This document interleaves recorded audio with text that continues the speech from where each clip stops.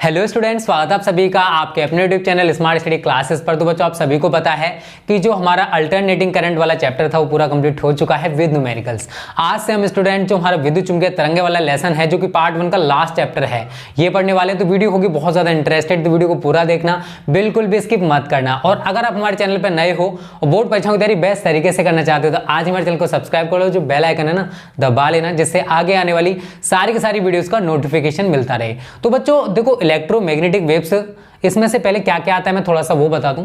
देखो, विस्थापन धारा यहां से बहुत ज्यादा पूछा जाता है, इसका रीजन क्या है, विस्थापन धारा का कारण क्या है, ये सारी चीजें बहुत ज्यादा पूछी जाती हैं। उसके साथ साथ विद्युत चुंबकीय स्पेक्ट्रम है जिसमें बहुत सारी रेज हैं, उनकी तरंगदैर्घ्य परास के रूप में बढ़ते घटते क्रम में बहुत सारी चीजें यहाँ से पूछी जाती हैं। तो और यहाँ से कोई बड़ा क्वेश्चन नहीं बनता है, गलती से कभी कभी बड़ा बन जाता है। तो चाहे बड़ा बने चाहे छोटा बने, हर टाइप का क्वेश्चन स्टूडेंट हम लोग डिस्कस कर लेंगे। न्यूमेरिकल्स यहाँ से नहीं पूछे जाते, 2-4 न्यूमेरिकल्स हैं वो भी हम कंप्लीट करा देंगे, टेंशन मत लो। तो स्टूडेंट सबसे पहले हम जानते हैं डिस्प्लेसमेंट करंट के बारे में कि विस्थापन धारा होती क्या है, इसकी जरूरत हमें क्यों पड़ी, विस्थापन धारा का कारण। ठीक है ना, ये मैंने यहाँ पर लिखा हुआ है और ये लिखने का रीजन भी है स्टूडेंट, क्योंकि देखो इतना सारा थ्योरी लिखता तो मुझे बहुत टाइम चला है, तो वीडियो थोड़ी सी बड़ी हो जाती है। ठीक है, हेलो स्टूडेंट्स, तो अगर आप IIT JEE mains and advance की तैयारी बहुत अच्छे से करना चाहते हो तो आपके लिए गुड न्यूज़ है, क्योंकि अनअकैडमी आप सभी के लिए 2 न्यू बैच स्टार्ट कर रहा है 21 दिसंबर से।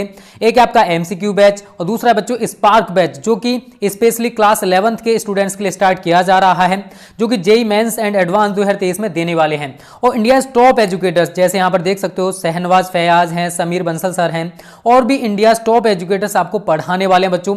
एक और गुड न्यूज़ आपके लिए ये बच्चों कि अगर आप यहाँ पर सब्सक्रिप्शन लेना चाहते हो और आप हमारा प्रोमो कोड यूज करते हो तो आपको 10% डिस्काउंट देखने को मिलेगा। कैसे प्रोमो कोड यूज करना है वो मैं आपको बताने वाला हूं। तो स्टूडेंट्स, आपको नीचे डिस्क्रिप्शन में लिंक दे रखी है एमसीक्यू बैच और स्पार्क बैच दोनों की। मैंने यहाँ पर एमसीक्यू बैच की लिंक पर क्लिक कर रखा है, तो आपको ये पेज शो होने लगेगा बच्चों, MCQ batch for JEE 2021 main and advance. और उसके बाद स्टूडेंट यहाँ पर पूरा शेड्यूलिंग है बैच का कि टुमारो से कौन सी क्लास आपको मिलेंगी, कैसे कैसे मिलेंगी, पूरा शेड्यूलिंग आप यहाँ पर देख सकते हो बच्चों। सबसे इंपॉर्टेंट बात बच्चों, आपको कैसे सब्सक्रिप्शन लेना है जिससे आपको 10% डिस्काउंट मिलेगा। तो बच्चों आप गेट सब्सक्रिप्शन पर क्लिक करोगे, जैसे आप गेट सब्सक्रिप्शन पर क्लिक करोगे आपको ये पेज होने लगेगा। फिर उसके बाद आपको सिलेक्ट प्लस करना है। तो बच्चों आप यहाँ पर देख सकते हो 1 महीने का फीस 7000 है, 3 महीने का 17500 है, पूरा दे रखा है 24 मंथ्स का। बच्चों आपको हैव अ रेफरल कोड यहाँ पर डालना, आपको स्मार्ट स्टडी क्लासेस, स्मार्ट और गैप बिल्कुल भी नहीं करना है, स्टडी क्लासेस। जैसे आप बच्चों स्मार्ट स्टडी क्लासेस डालोगे और अप्लाई करोगे तो आप देखोगे बच्चों कि आपके जो देखो 1 महीने का फी अब 6300 रह गया, अब यहाँ पर पूरा 10% डिस्काउंट आपको मिल चुका है। और ये जो टॉपिक है एम्पियर मैक्सवेल परिपथीय समीकरण, ये बोर्ड एग्जाम्स के लिए बहुत ज्यादा इंपॉर्टेंट है, इसे समझना, क्योंकि बहुत सारी चीजें आप यहाँ से सीखोगे। ठीक है बच्चों, तो सबसे पहले जानते हैं कि जो डिस्प्लेसमेंट करंट है ये होती क्या है, विस्थापन धारा आखिर कहते किसे हैं। तो बच्चों एम्पियर के परिपथीय नियम के अनुसार, एम्पियर का परिपथीय नियम आपने शायद पढ़ा होगा, अगर नहीं पढ़ा है तो भी कोई दिक्कत नहीं है, कि अगर कोई बंद लूप है, क्या है, कोई क्लोज्ड लूप है, अगर हम उस क्लोज्ड लूप के लिए बात करें कि चुंबकीय क्षेत्र जो है, अगर किसी बंद लूप के लिए चुंबकीय क्षेत्र बी वेक्टर का जो है रेखीय समाकलन, बी वेक्टर का रेखीय समाकलन उस लूप द्वारा घेरे गए क्षेत्रफल से, उस लूप द्वारा जो भी लूप हमने ले रखी है उसके द्वारा जो क्षेत्रफल घेरा गया है, क्षेत्रफल से होकर प्रवाहित कुल धारा का म्यू नॉट गुना, कुल धारा का म्यू नॉट गुना होता है। क्या होता है स्टूडेंट, चुंबकीय क्षेत्र का रेखीय समाकलन। तो डेफिनेशन बहुत सिंपल सी है, और यहां पर देखो मैं आपको आगे बताऊंगा बच्चों, आई जो है वो आईसी प्लस आईडी होता है। जो आईडी आपको दिखाई दे रहा है स्टूडेंट, इसको कहते हैं हम लोग डिस्प्लेसमेंट करंट। और म्यू नॉट के बारे में आप सभी जानते हो, वायु अथवा निर्वात की चुंबकशीलता होती है। तो क्या है कि अगर कोई बंद लूप है, अगर किसी बंद लूप के लिए हम लोग बात कर रहे हैं तो चुंबकीय क्षेत्र का जो रेखीय समाकलन है, B vector dot DL vector, चुंबकीय क्षेत्र का रेखीय समाकलन उस लूप द्वारा, जिस लूप की हमने बात की है उस लूप द्वारा घेरे गए क्षेत्रफल से होकर प्रवाहित कुल धारा आई का बच्चों कितना गुना होगा, म्यू नॉट गुना होता है। और आपको सूत्र के रूप में इस तरीके से इसको इंडिकेट कर सकते हो, integration B vector dot DL vector is equal to mu not I, और टी यहाँ पर हमने ले रखा है मतलब समय के साथ, हमें समय के साथ धारा में परिवर्तन दिखाना होगा बच्चों, वो मैं सारी चीजें आपको बताने वाला हूँ। हमें विस्थापन धारा की जरूरत क्यों पड़ी, इसका रीजन क्या है, आवश्यकता का कारण क्या है कि विस्थापन धारा की हमें जरूरत क्यों पड़ती है, विस्थापन धारा को क्यों महसूस किया गया कि हमें इसकी नीड है, वो सारी चीजें मैं आपको बताने वाला हूं बच्चों। देखो आप सभी ने देखा होगा विद्युत धारा का चुंबकीय प्रभाव, मैग्नेटिक इफेक्ट ऑफ करंट, विद्युत धारा का चुंबकीय प्रभाव आप सभी पढ़ चुके हो। आप सभी विद्युत चुम्बकीय प्रेरण के बारे में पढ़ चुके हो। इन दोनों घटनाओं से आपको क्या पता चलता है बच्चों? इन घटनाओं से बच्चों हमें पता चलता है कि जो विद्युत धारा है बच्चों वो चुंबकीय क्षेत्र उत्पन्न करती है। विद्युत धारा का चुंबकीय प्रभाव, इसका मतलब क्या है कि विद्युत धारा के द्वारा चुंबकीय प्रभाव या चुंबकीय क्षेत्र उत्पन्न हो रहा है। विद्युत चुंबकीय प्रेरण आपने उसमें जाना था, विद्युत चुंबकीय प्रेरण में आपको पढ़ा चुका हूं, उसमें भी हमारा करंट के द्वारा ही वो उत्पन्न हुआ चुंबकीय क्षेत्र, मतलब मैग्नेटिक फील्ड उत्पन्न हो रहा है किसके द्वारा? इलेक्ट्रिक करंट के द्वारा। तो यहां पर यही है बच्चों। तथा समय के साथ परिवर्ती जो चुंबकीय क्षेत्र है वो वैद्युत क्षेत्र उत्पन्न करता है।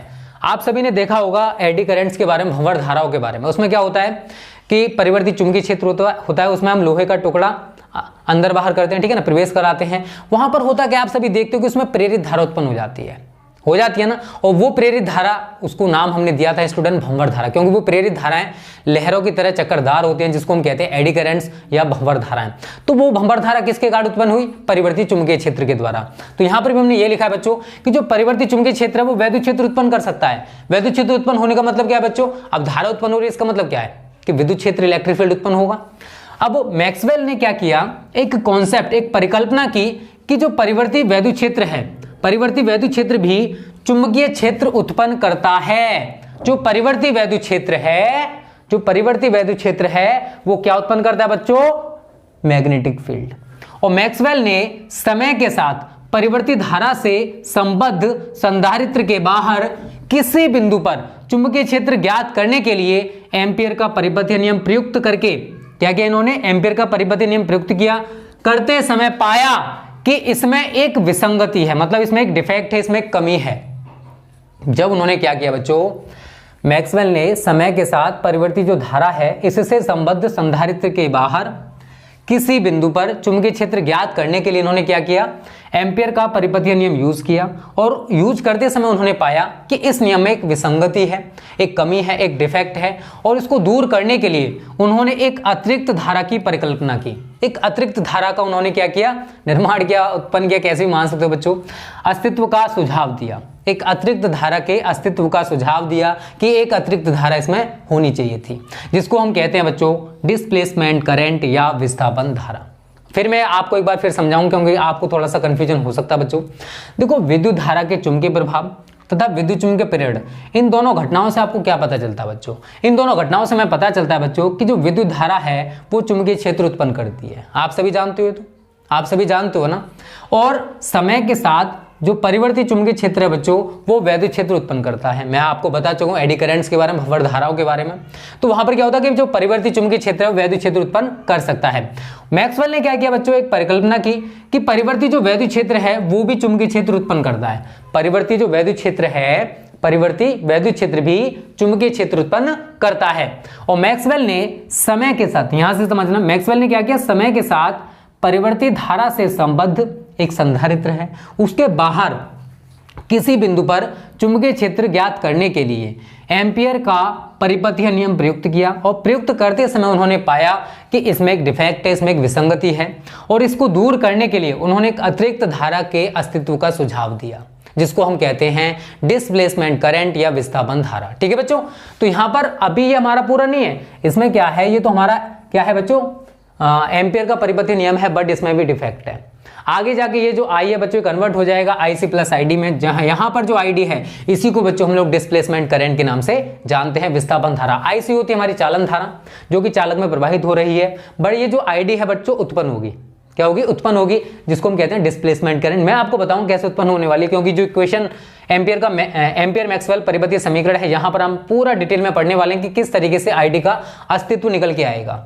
तो इंटरेस्टेड है, बहुत ज्यादा इंपॉर्टेंट टॉपिक है बच्चों। पहले आप इतने का स्क्रीनशॉट ले लो, फिर मैं आपको ये एम्पियर मैक्सवेल परिपथीय समीकरण बताने वाला हूं, बहुत ज्यादा इंपॉर्टेंट है, इसको आप सही तरह समझना, बहुत सारी चीजें आप यहां से सीखने वाले हो। ठीक है बच्चों, तो जल्दी से आप इसका स्क्रीनशॉट लो। और ये चैप्टर अच्छा है, इंटरेस्टेड है, बहुत सारी चीजें यहां से आप सीखोगे, बहुत सारी चीजें आप यहां से जानोगे, बहुत अच्छे अच्छे क्वेश्चन भी यहां से बनते हैं। ठीक है, तो आप सभी ने स्क्रीनशॉट बच्चों ले लिया होगा, मैं इसको मिटा देता हूं, मिटा दूं ना इसको। चलिए अब जानेंगे हम एम्पियर मैक्सवेल परिपथीय समीकरण, निकल के यही आने वाला है। ठीक है ना, बस थोड़ा सा चेंजेज होगा उसमें, वो मैं चेंजेज आपको बता दूंगा कि किस टाइप से चेंजेज होंगे।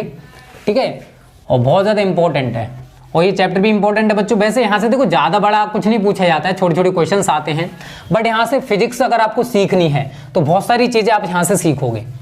ठीक है, यार ठंडों में क्या होता है, बोर्ड पे जम जाता है मॉइस्चर की वजह से। इस वजह से हम लोग कभी कभी कपड़ा यूज़ करते हैं। आप सभी कहते हो सर डस्टर के पैसे नहीं, बच्चों डस्टर के लिए पैसे हैं, बट ये बोर्ड से छूट नहीं पाता यार। अब देखो यहाँ पर भी इस पर ब्लैक ब्लैक हो जाएगा, तो कुछ टाइम बाद ये मिटाएगा नहीं इसको, जिस वजह से हम लोग कपड़े यूज़ करते हैं। ठीक है, टेंशन ना लो, ऐसा नहीं कि हम ज़्यादा ही गरीब हैं बट इतने नहीं है। ठीक है, चलिए हेडिंग डाल लो आप सभी। एम्पियर मैक्सवेल परिपथीय समीकरण, एम्पियर मैक्सवेल परिपथीय समीकरण। ठीक है ना, इंपॉर्टेंट है, इसको सही तरह आपको समझना होगा। मैक्सवेल परिपथीय समीकरण। तो सबसे पहले हम एक कैपेसिटर बच्चों यहां पर बनाने वाले हैं, संधारित्र। ठीक है, यहां पर मैं साइड में बना दे रहा हूं, इस पे से इंक निकल रही है, ज़्यादा डल गई है। यहाँ पर आप कैपेसिटर बनाओगे। ठीक है, प्लस प्लस प्लस प्लस, सभी जानते हो कैपेसिटर के बारे में। ठीक है, इधर आप माइनस दिखाओगे। यहाँ पर आप दो बिंदु लोगे, एक तो आप अंदर दिखा दो एम बिंदु कोई, और एक बिंदु आप बाहर दिखाओगे जिसको हम नाम देंगे पी बिंदु। एक चालक तार बच्चों आपको यहाँ पर लेना है, क्या लेना है, चालक तार। इस तरीके से होगा। ठीक है, और इस चालक तार में परिवर्तित धारा प्रवाहित हो रही है आई, और यहाँ पर आप दिखा दो ब्रैकेट में टी, मतलब समय के साथ धारा में परिवर्तन होगा। और बच्चों यहाँ पर जो पी बिंदु है, हम क्या करेंगे, एक लूप खींचेंगे यहाँ से। ठीक है, इस टाइप से आप लूप खींचोगे। ठीक है, इस तरीके से आपको एक लूप खींच लेना है।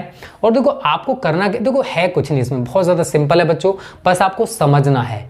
अगर आप सारी चीज़ें, छोटी छोटी चीज़ें सीख गए तो आपको कोई दिक्कत नहीं आने वाली है। और जो लूप है बच्चों, ये आर त्रिज्या का लूप माना है हमने। ठीक है, आर त्रिज्या है, आप इधर दिखा दीजिए, बस आपको एक जो संधारित्र है। ठीक है, तो ये हमने क्या किया बच्चों, समझ लो थोड़ा सा। एक कैपेसिटर हमने ले रखा है, एक हमने संधारित्र के अंदर एम बिंदु दिखाया है, और एक संधारित्र की प्लेटों के बाहर हमने पी बिंदु दिखाया है। इस पी बिंदु पर हमने क्या किया, एक आर त्रिज्या का लूप खींच लिया है। आर त्रिज्या क्या है, एक लूप है, और ये आई धारा इसमें प्रवाहित हो रही है, और ये परिवर्तित धारा है जिसमें समय के साथ परिवर्तन होता रहेगा। ठीक है, तो आप यहाँ पर थ्योरी बहुत सिंपल तरीके से लिख सकते हो बच्चों कि हमने माना है कि समांतर प्लेट संधारित्र है जिसकी धारिता बच्चों सी है, और ऐसे वैद्युत परिपथ से हमने जोड़ा है जिसमें हम आई धारा, मतलब परिवर्तित धारा आई प्रवाहित कर रहे हैं। क्या कि हमने इस कैपेसिटर को एक ऐसे वैद्युत परिपथ से जोड़ रखा बच्चों जिसमें आई धारा, जो कि वेरिएबल है, मतलब समय के साथ इसमें परिवर्तन होता रहेगा। परिवर्तित धारा आई है, वो प्रवाहित हो रही है बच्चों। अब देखो समांतर प्लेट संधारित्र के बाहर हमने किसी बिंदु पी पर, ये समांतर प्लेट संधारित्र के बाहर हमने पी बिंदु ले रखा है। अब बच्चों इस लूप का जो तल है वो इस तार के लंबवत है, मतलब इस प्रकार से हम इस लूप को बनाएंगे कि इसका जो तल होगा वो इस तार के लंबवत आना चाहिए। ठीक है, हमने तार इस तरीके से ले रखा है, तो लूप का जो प्लेन होगा, अब जैसे हमने, अब समझने का प्रयास करना, अगर हम इस पर लूप ऐसे करके बनाते हैं, ऐसे करके अगर बनाओगे तो क्या होगा, क्या वो समांतर, अब वो समांतर आएगा। अगर आपको लूप ऐसे बनाना है, इस तार पर ऐसे बनाओगे, तब उस तल, देखो जो लूप होगी उसका तल परपेंडिकुलर होगा, नहीं होगा, तो हमें लूप इस प्रकार से बनाना है, जिस प्रकार से मैंने दिखाया ना, इस प्रकार से हमें लूप बनाना होगा, तभी क्लियर हो पाएगा कि जो लूप का तल है वो तार के लंबवत है। ये सारी चीजें बच्चों हमने कर ली। थोड़ी छोटी सी थ्योरी है, माना कि एक समांतर प्लेट संधारित्र है जिसकी धारिता सी है, और हमने इसको किसी ऐसे वैद्युत परिपथ से जोड़ा है जिसमें हम परिवर्तित धारा आई प्रवाहित कर रहे हैं। ठीक है बच्चों, इतना आप कर लोगे। माना कि संधारित्र के बाहर हमने कोई बिंदु पी ले रखा है, और ये जो बिंदु पी है बच्चों, हमने क्या किया, ये कोई तार है, ये कोई तार है, और इस तार पर हमने आर त्रिज्या का एक लूप ले रखा है, खींच लिया है, और जो लूप का तल है वो इस तार के लंबवत होना चाहिए। बस आप इतनी छोटी सी थ्योरी यहाँ पर आप लिख लोगे। ठीक है, जो मैंने बोला आपको वही लिखना है बच्चों, आसानी से लिख लोगे यार, इसमें रटना है। अब हमें यहाँ से थोड़ा सा समझना है एम्पियर के, यहाँ पर हमें एम्पियर का परिपथीय नियम लगाना है। तो एम्पियर के परिपथीय नियम के अनुसार, परिपथीय नियम के अनुसार आप सभी ने बच्चों क्या पढ़ रखा है, integration B vector dot D L vector is equal to mu not I, सभी ने पढ़ रखा है। यहाँ तो मुझे किसी को भी कुछ भी बताने की जरूरत नहीं है, सभी ने इसको पढ़ रखा होगा, बस आपको ब्रैकेट में आपको टी लेके चलना है। अब बच्चों आप सभी जानते हो A vector dot B vector is equal to क्या होता है, ए बी कॉस थीटा होता है। क्या होता है, ए बी कॉस थीटा होता है। तो मैं यहाँ पर यही फॉलो करने वाला हूँ, integration B D L cos theta is equal to mu not I and यहाँ पर टी। तो स्टूडेंट बिंदु पी पर चुंबकीय क्षेत्र की दिशा परिधि के अनुदिश होगी, इसी वजह से बच्चों आपको यहाँ पर थीटा की वैल्यू कितनी यूज करनी है, 0 डिग्री। तो integration B D L cos 0 degree, cos 0 degree is equal to mu not I, और यहां पर आपको टी लेके चलना है। कॉस 0 का मान आप सभी को बच्चों पता होगा, कितना होता है 1, कितना होता है बच्चों 1, तो b को तो आप बाहर निकाल लोगे, इंटीग्रेशन डी एल कॉस 0 का मान हो गया 1 is equal to mu not I, और ब्रैकेट में आप टी दिखा दो, यहां तक तो दिक्कत नहीं है। अब इंटीग्रेशन डी एल, अब देखो वृत्त की परिधि बच्चों आप सभी जानते हो, integration d l is equal to 2 pi r, क्यों आर, क्योंकि बच्चों वृत्त की परिधि होती है, ये हमने वृत्त की बात की है वहां पर, वृत्त की परिधि, ठीक है ना, तो रटना नहीं समझना है, तो हम इसकी जगह बच्चों क्या यूज करेंगे 2 पाई आर, क्या यूज करेंगे 2 पाई आर, तो आगे आप लिखोगे बच्चों b into 2 pi are is equal to mu not I, और यहां पर t। अब एक चीज आप यहां पर मुझे बता दीजिए बच्चों, इस चालक तार में तो धारा प्रवाहित हो रही है, कोई दिक्कत नहीं है, लेकिन हम बिंदु P पर अगर बात करें, बिंदु P के लिए अगर हम देखें बच्चों कि बिंदु P पर कोई धारा प्रवाहित हो रही है, नहीं हो रही ना, केवल इस वृत्त में धारा प्रवाहित होगी, तो हम क्या करेंगे बच्चों, I की वैल्यू कितनी हो जाएगी 0, तो म्यू नॉट इंटू 0, तो B into 2 pi are is equal to mu not into 0, या B का मान कितना हो जाएगा बिंदु P पर, B इज इक्वल टू 0, कहां पर, बिंदु P पर, ये कहां पर है बच्चों, बिंदु P की बात कर रहे हैं, बिंदु P पर जो चुंबकीय क्षेत्र का मान होगा बच्चों वो 0 होगा, बिंदु P पर जो चुंबकीय क्षेत्र है बच्चों वो 0 आने वाला है, कितना आएगा 0, यहां तक तो दिक्कत नहीं है किसी को भी, क्योंकि I इज इक्वल टू, देखो बिंदु P पर अगर हम बात करें कोई भी धारा नहीं है, ठीक है ना, तो बिंदु P पर B का मान कितना निकल के आएगा बच्चों 0, यहां तक तो किसी को भी कोई दिक्कत नहीं होगी। अगर हम अब यहां से थोड़ा सा हम समांतर प्लेट संधारित्र के बारे में बात करेंगे बच्चों, समांतर प्लेट संधारित्र,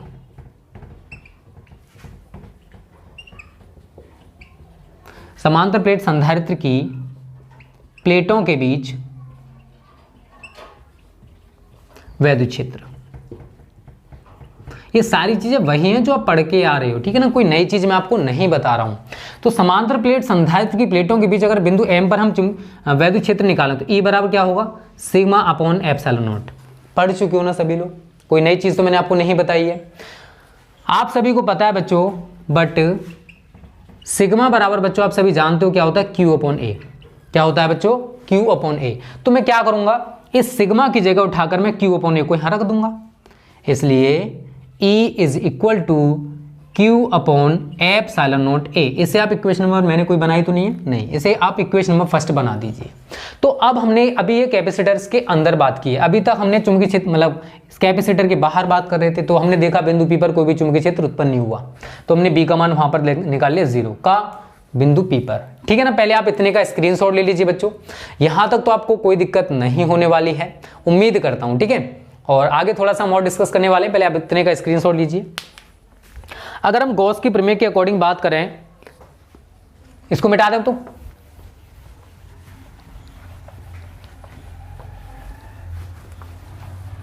देखिए, है इसमें कुछ नहीं, बस थोड़ा सा आपको कॉन्सेप्ट समझना है बच्चों, क्योंकि बिना कॉन्सेप्ट समझे आप इसको अच्छे से नहीं कर पाओगे। अब हम गॉस की प्रमेय से बच्चों यहाँ पर बात करने वाले हैं। देखो गॉस की प्रमेय आप सभी ने पढ़ रखी होगी, फाई ई बराबर ए इंटू ए, सभी ने पढ़ रखी होगी, मुझे बताने की जरूरत नहीं है। अब आपको भी सर हमने फाई बराबर क्यू अपॉन एप्सिलॉन नॉट पढ़ रखा है, तो बच्चों आप एक चीज जानते हो यार, चलो मैं बता ही दूं, गॉस की प्रमेय से आप सभी ने गॉस की प्रमेय वैसे पढ़ क्या रखी है, phi E is equal to Q upon epsilon not, यही तो पढ़ रखी होगी, सभी ने पढ़ रखी होगी, मुझे बताने की जरूरत नहीं, क्योंकि आप इतने टाइम से फिजिक्स पढ़ रहे हो तो इतना तो आपको पता ही होगा बच्चों, ठीक है ना। लेकिन अगर हम गॉस के प्रमेय के अकॉर्डिंग, अगर हम जो हमारा कैपेसिटर है इसके अंदर अगर एम बिंदु पर निकालें कि वैद्युत फ्लक्स यहां से होकर कितना गुजरने वाला, हम एक कल्पना करके देखते हैं बच्चों, इस टाइप से, ये हम एक गॉसियन प्रेस इस टाइप से खींच के देखते हैं। अब हम यहाँ से जो वैद्युत फ्लक्स गुजरने वाला है अगर वो फाइंड आउट करें बिंदु एम से होकर कितना वैद्युत फ्लक्स गुजरेगा, तो आप सभी जानते हो बच्चों फाई ई बराबर होता है हमारा ई इंटू ए, सभी को पता है गॉस की प्रमेय हमारी ये होती है। लेकिन अगर हम समांतर प्लेट संधारित्र के प्लेटों के अंदर जो एम बिंदु है, अगर जो मैंने गॉसियन पृष्ठ खींच रखा है, अगर वहां से मान के चलें कितना वैद्युत फ्लक्स गुजरेगा, तो बच्चों आप ये सूत्र लगाने वाले हो, फाई ई बराबर ई इंटू ए। ई की वैल्यू बच्चों देखना जरा, मैंने वहां पर कितनी निकाली थी, Q upon epsilon not a, और यहां पर आपका ए है, तो ए से आप ए काट दोगे तो क्या निकल के आया, Q अपॉन एप्सिलॉन नॉट निकल के आ गया ना, कोई दिक्कत तो नहीं यहाँ तक। अगर यहाँ से आप Q की वैल्यू निकालोगे तो या Q बराबर लगाओ phi E into epsilon not, इसे आप इक्वेशन नंबर 2 बना देना, ठीक है ना। तो मैंने कोई नई चीज नहीं की है बच्चों, वही चीज है, सारी चीजें वही हैं, कोई नई चीज आपको नहीं दिखाई दे रही होगी बच्चों। अब बच्चों आपको यहाँ पर थोड़ा सा डिफरेंट करना होगा, क्या करना होगा वो मैं आपको बता दे रहा हूँ बच्चों।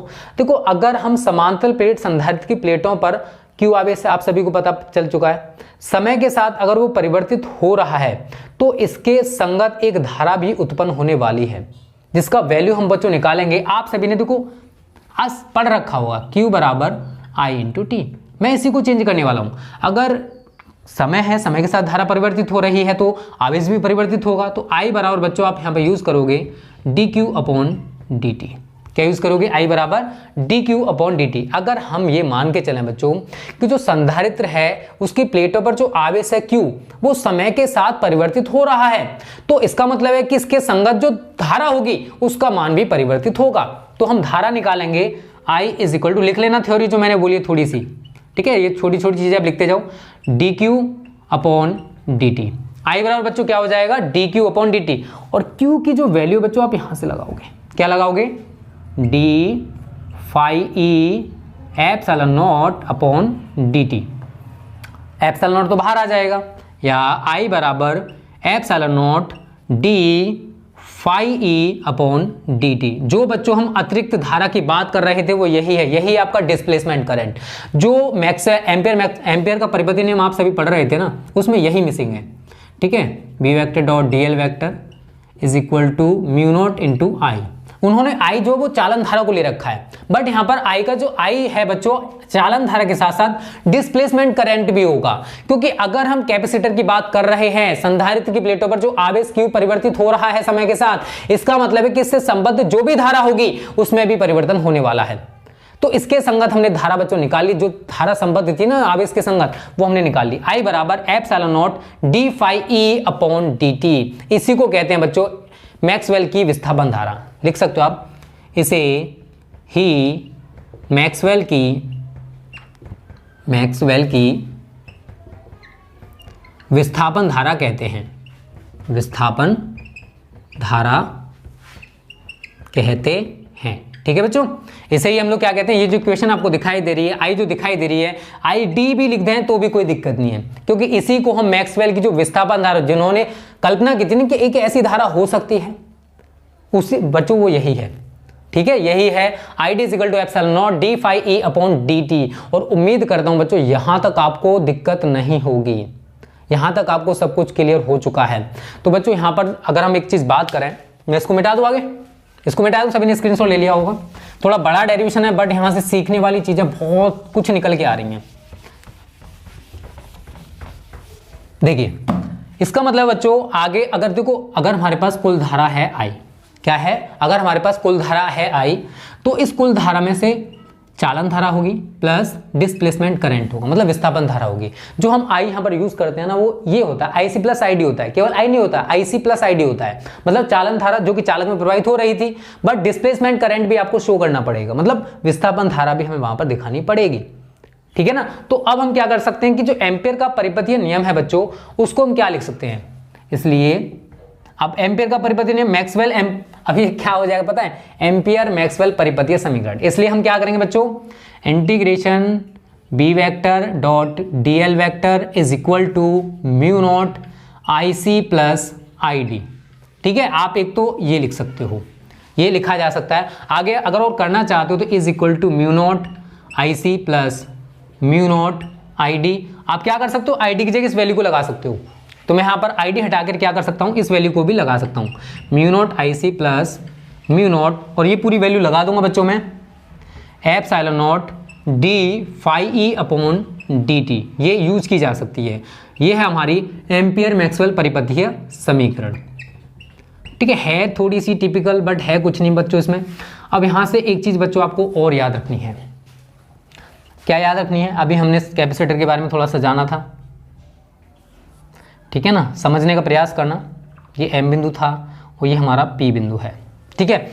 अब देखो इसका मतलब है बच्चों कि अगर हम कैपेसिटर के बाहर बात करें, मतलब बिंदु P पर, तो बिंदु P पर बच्चों क्या होगा, I का मान जो है वो IC के इक्वल होगा। मतलब जितनी भी धारा है, अब देखो बाहर तो कोई भी धारा उत्पन्न नहीं हो रही है, विस्थापन धारा बाहर तो होगी नहीं, विस्थापन धारा अंदर होगी, ठीक है ना। विस्थापन धारा कहां उत्पन्न होगी, अंदर।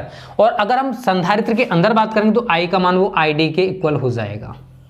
ये संधारित्र के बाहर वाली कंडीशन है और ये संधारित्र के अंदर वाली कंडीशन है। यहां तक तो आपको क्लियर हो गया होगा, कोई दिक्कत नहीं है ना। सारी चीजें तो बहुत सिंपल सी है बच्चों, बहुत ज्यादा इजी है, कोई दिक्कत नहीं है, आप आसानी इसको कर सकते हो, ठीक है ना। ये क्लियर है ना। और देखो यहां पर एक चीज लिखना चाहते हो तो बाहर की बात करें तो ID का मान 0 होगा, मतलब संधारित्र के बाहर विस्थापन धारा उत्पन्न नहीं होगी। और अगर हम संधारित्र के भीतर बात करेंगे तो IC का मान 0, मतलब संधारित्र के अंदर जो चालन धारा है बच्चों उसका मान 0 हो जाएगा।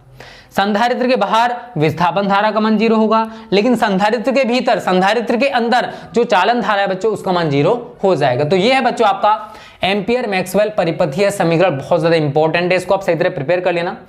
चीजें, बहुत सारी चीजें नई नई सीखी आपने, क्योंकि ये बहुत कुछ नया था इसमें, ठीक है। तो उम्मीद करता हूं और नेक्स्ट वीडियो में आपको मैं विद्युत चुम्बकीय तरंगे, विद्युत चुम्बकीय तरंगों के अभिलक्षण और भी बहुत सारी चीजें, मैक्सवेल की समीकरण दी थी उन्होंने 4, वो भी बताने वाला हूं। तो नेक्स्ट वीडियो इंपॉर्टेंट रहेगी। और लास्ट वीडियो में विद्युत चुम्बकीय स्पेक्ट्रम के बारे में हम लोग जानेंगे। तो 3 वीडियोस में पूरा चैप्टर समाप्त होने वाला है, क्योंकि यार थोड़ा सा इसमें मैंने देखा, पहले सोचा कि आपको इंपॉर्टेंट चीजें करा दूं, बट जब मैंने इसके बारे में थोड़ा सा और एनालिसिस किया तो मैंने जाना कि बच्चों यहाँ से क्वेश्चन बनते हैं, कभी कभी लॉन्ग क्वेश्चन बन जाते हैं। तो मैं भी नहीं चाहता कि कोई भी क्वेश्चन आप स्किप यहाँ से करके आओ, ठीक है। तो बच्चों ये तो कंप्लीट हो गया है, इसमें कोई भी दिक्कत आती है, कोई भी परेशानी है तो आप मुझे कमेंट करके बता सकते हो बच्चों, कोई दिक्कत नहीं है, ठीक है ना। तो स्टूडेंट उम्मीद करता हूं आज की वीडियो आपको अच्छी लगी होगी। अच्छी लगी है तो वीडियो को लाइक और शेयर करने को मत करना। Okay students, thanks for watching this video.